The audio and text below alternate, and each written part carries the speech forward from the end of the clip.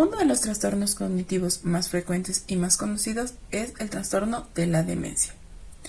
Para poder otorgarle un concepto a la demencia debemos conocer que este es difícil de delimitar, ya que ha pasado por varias eventualidades y dificultades a lo largo de la historia de la psiquiatría. La demencia es vista como la pérdida o debilitamiento de las facultades mentales, de tal manera que según varios autores a lo largo de la historia la demencia ha podido tener tres tipologías. La primera es: la demencia es un proceso psíquico, progresivo e irreversible del deterioro mental. La segunda es que la demencia es un síntoma de una enfermedad orgánica cerebral reconocible y tratable.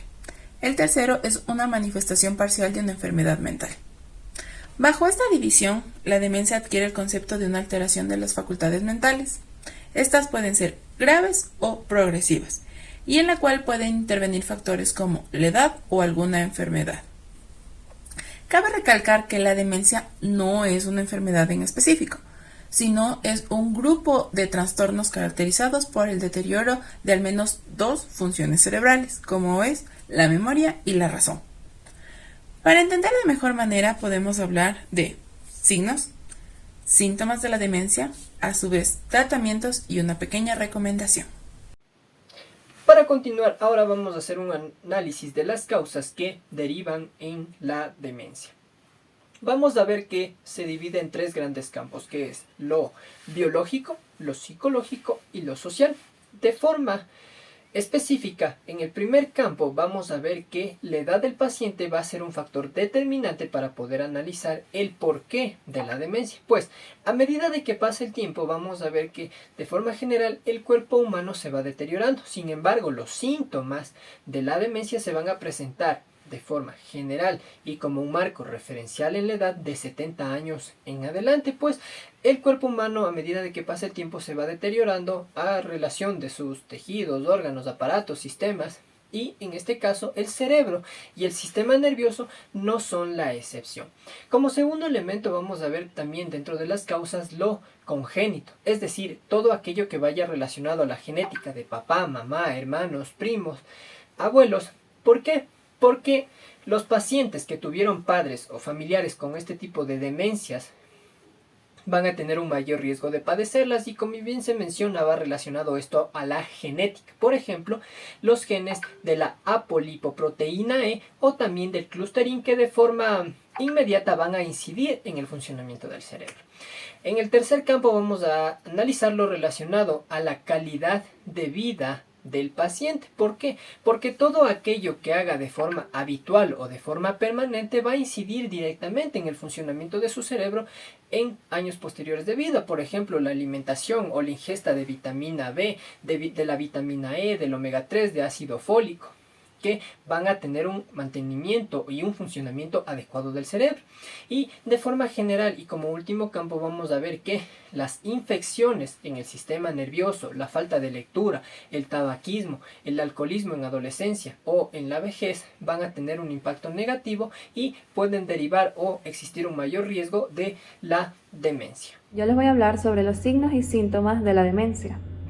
Muchas veces asociamos la pérdida de memoria con este trastorno. Lo vemos mucho en personas mayores que empiezan a perder la memoria, que empiezan a olvidar cosas, pero esto no necesariamente significa que estén sufriendo de demencia, ya que para sufrirla se necesita al menos tener dos problemas en las funciones neuronales, como la pérdida de la memoria y la pérdida del lenguaje. Existen una serie de signos o síntomas que presentan pacientes que sufren de este trastorno. Tenemos las alteraciones cognitivas en donde pueden ocurrir déficits de atención, también puede ocurrir alteraciones, falta de orientación de las tres esferas, la temporal, espacial y de personas. Es decir, las personas suelen olvidar en dónde están, en qué tiempo están, qué año es y los nombres o quiénes son sus parientes. O sea, vemos muchos casos en donde las personas olvidan el nombre de sus nietos, de sus hijos, de sus padres. Son cosas muy comunes en este trastorno. También ocurre mucho que sufren de apraxias y agnosias. Por ejemplo, pierden la capacidad de realizar movimientos coordinados. Movimientos como simplemente tomar un vaso, estas personas se les dificulta muchísimo, incluso algunas no pueden, depende de la fase en la que estén. También pierden la capacidad de producir y entender el lenguaje. O sea, sufren alteraciones también en el lenguaje. Por ejemplo, ya no empiezan a hablar de forma fluida, de forma rápida, sino que empieza a enlentecerse, empiezan a crear ruidos, a decir palabras incoherentes que no tienen sentido. También existen alteraciones conductuales, empiezan a tener una conducta muy irritable, se irritan con facilidad, no se miden en sus palabras, inhibición verbal, sexual, pueden llegar a desvestirse así en un lugar público en donde, obviamente, si no están tratados. También pueden generar gritos, una conducta de manera un poco errática. También puede producir mutismo, que es cuando la persona puede hablar, pero decide no hacerlo. Esto ocurre en 3 diferentes fases. La fase inicial, que es cuando la pérdida de la memoria es a corto plazo, empiezan a tener dificultad para retener información. La fase intermedia, que el deterioro ya es más moderado, empiezan a sufrir pérdidas de la memoria a largo plazo y dificultad para hablar, para expresarse, y en la fase avanzada es irreversible. El tratamiento de la demencia. El tratamiento farmacológico. No existe ningún tratamiento que frene o modifique la evolución de la enfermedad. Hay medicamentos que ayudan a partir de forma temporal los síntomas.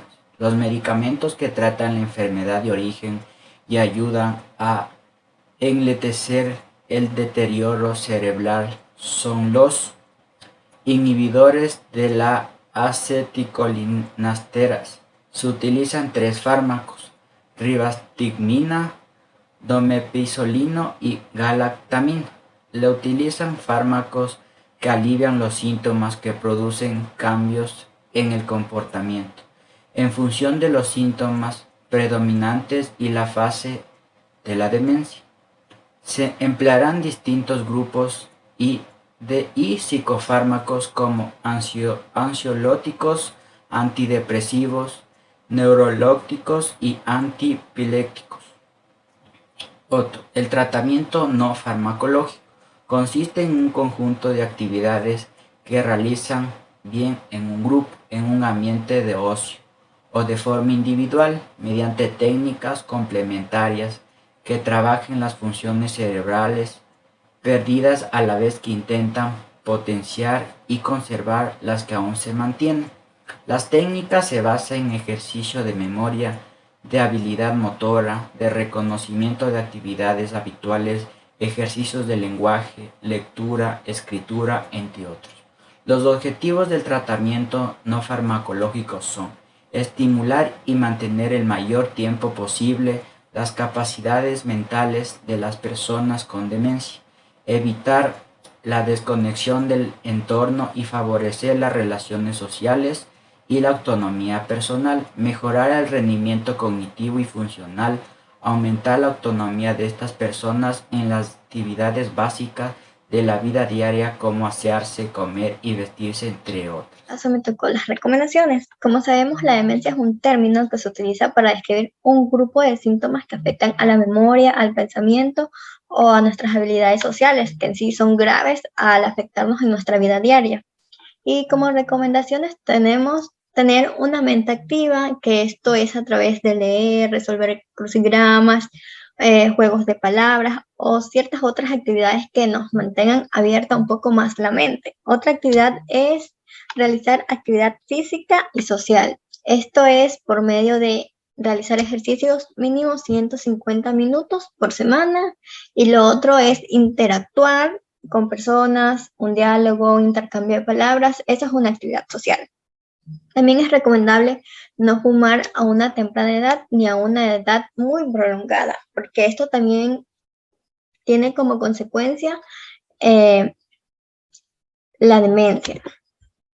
Otra recomendación también es mantener una cantidad alta de vitamina D, ya que esta es muy importante para evitar el Alzheimer, que como sabemos, si tenemos demencia a un largo tiempo, podremos contraer esta enfermedad. Y por eso es recomendable también ir al médico, tratar la ansiedad y la depresión que solemos tener ciertas personas. Y por otro lado, una dieta saludable que se basa en frutas, verduras, granos, pescado y nueces sobre todo, que son altos en vitamina D. Y por supuesto, como último punto, tenemos dormir bien, ya que si no dormimos bien tendemos a no tener nuestra memoria descansada de una manera correcta y afectaría sin duda a un largo plazo o a un corto plazo, dependiendo de las personas, afectarían y tendríamos como consecuencia este trastorno de la demencia.